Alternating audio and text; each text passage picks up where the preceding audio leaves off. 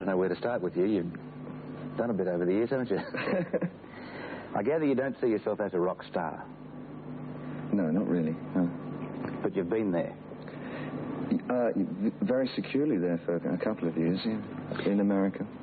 So you know what it's about, whether you regard yourself as that or not. You know what rock stardom is about. Yeah, I made a sort of a concerted effort to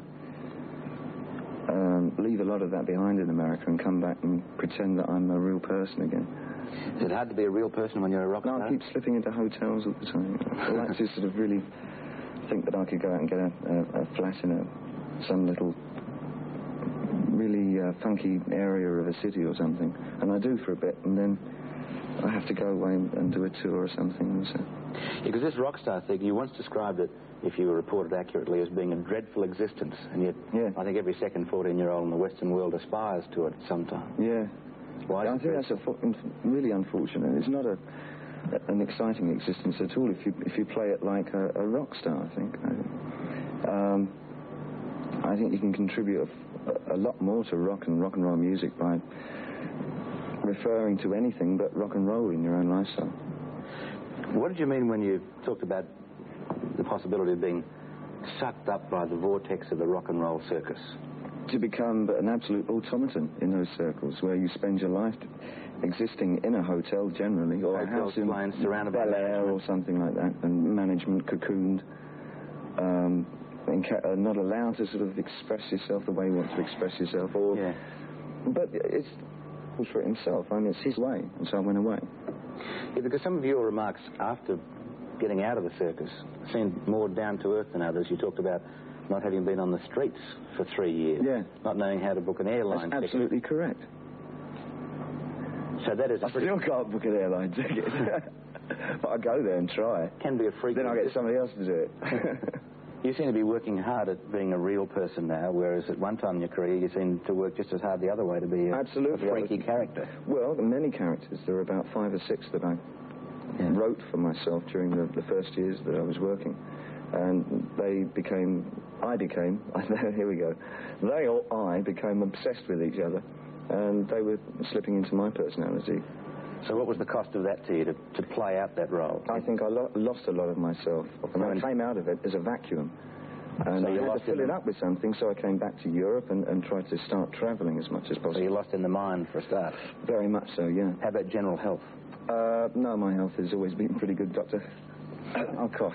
I didn't look. Tell me about the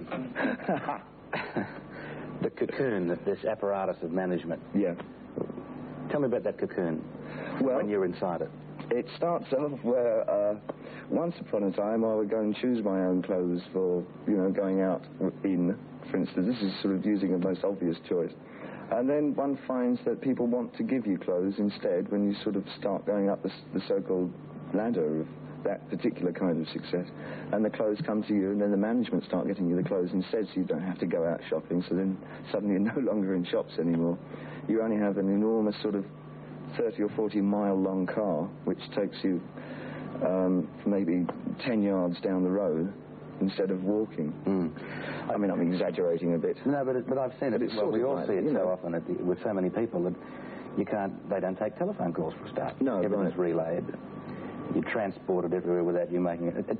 I've never thought of it before, but it's almost like being 6 months of age again, isn't it? A baby in a sort of a very luxuriant mental hospital, where you're sort of put in a padded room, and meals are brought to you, and the only time you're sort of let out on your lead is when you're supposed to go and earn money for just about everybody else except yourself. How much do you reckon you're pushed also in the mind with things that you say and the sort of publicity they want you to have? And I mean, headlines can come easy to a rock star. For me, that was always very awkward. It got more and more awkward as I went through progressive characters, because, as I said, the characters started to have an accumulative effect.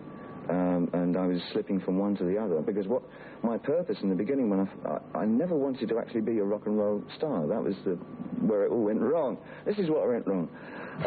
I just wanted to be a writer and portray the characters that I wrote on stage in some fashion, and rock and roll seemed a wonderful vehicle for doing it. And then I was finding that I had all these half-baked philosophies going from all these different characters were adding to my character, and I started to get very lost about, what exactly I was doing. So that's when I dropped the characters, which was 1976.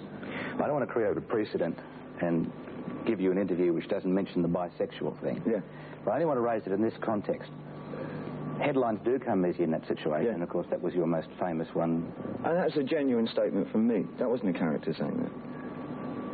Question. So it wasn't an easy headline for you? It was something you wanted to say? Yes, it was, you know, I thought it was, I'd been questioned so many times on areas like that, and I got fed up of evading the issue. I thought it would... Yeah. Which is understandable from your point of view, but did you ever worry about the responsibility that you had with your influence to members of your audience? I mean, would you want any young person's sexuality to be influenced by what their star does? I can only refer to myself, not being able to talk in terms of, say, 22 or 100,000 people or whatever. I can only refer to myself and my friends. And if I talk honestly with my friends, it seems that we have a better relationship than if I don't talk honestly to my friends. And being a writer, I feel that I can only write about things that I know about. Sure, but do you understand this matter of potential influence? I don't know about that. I don't ever remember being that influenced in my lifestyle by any artist at all. But did you ever go and see an artist and scream and shout and get... Oh, yes, I went to see Little Richard, but I never became a preacher. Did you ever throw any diamonds away? He was my idol. I never threw any diamonds. I'd like to be given some diamonds. I'd be too happy to throw them away.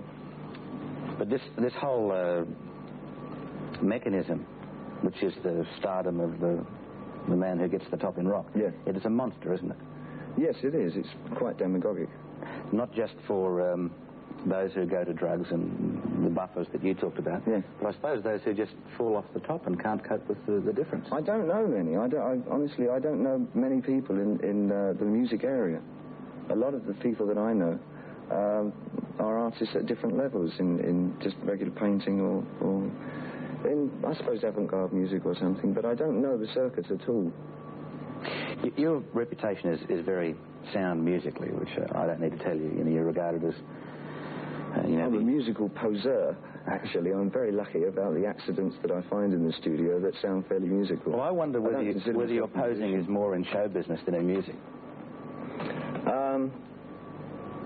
Well, by virtue of the characters, I suppose it had to be at one time. But it's, you know, it's really hard after all these years crying wolf. Going through different characters. Is he now telling us the truth? To Aladdin. Yes, absolutely. It's sort of quite a quandary, really. But you're not just surviving with the music, you are branching into other things, and even this new image, which may be your old image if it's coming back to yourself. Yeah, I think it keeps your pot on the door. I'm just an art school kid at heart, you know.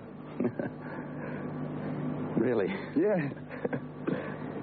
But you know what I mean? Yes, yeah.